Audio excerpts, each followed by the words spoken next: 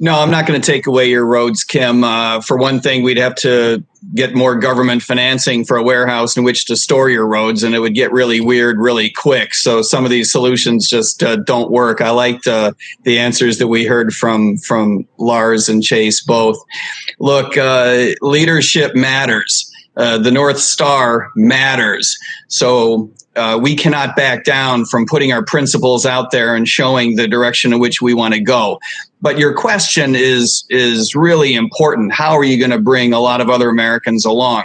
The truth of the matter is that the reason we have such a big opportunity in 2024 is because Republicans are sick of the Republican Party, the Democrats are sick of the Democratic Party, and the independents are much more open to the idea of a third party than ever before. And that's because the parties stink. And it's not just because their leadership stinks, which it does, by the way, which creates an opportunity for us.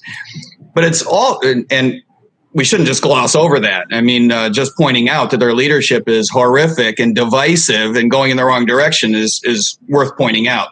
But having said that, I believe that we need to lead with policy. And the reason for that is because both of the major parties have drifted away from what used to be their party principles in the past. The Republican Party is not fiscally conservative. It's just not. The Democratic Party is not anti-war.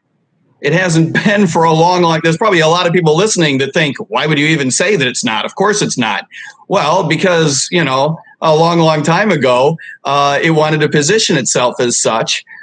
Neither party adheres to what used to be its primary agenda. All they want to do now is keep the other party out of power. That's where authoritarianism comes from. That's un-American. That's what we need to stand up against. So we need to point out that we're the party that people want to listen to because we are anti-war. People are much more ready to hear that message than ever before. They're not going to hear it from anybody else. We're the party that points out that we need fundamental change in our monetary policy. Inflation doesn't just grow on a tree.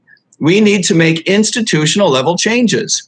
And the reason our federal government is going bankrupt is because we have bad systems in place and we need to make deep, fundamental, systemic changes. You're not going to hear that from anybody else, but if you listen to us, we have a last chance, maybe, nearing the last chance to right the ship and prevent our federal government from going bankrupt.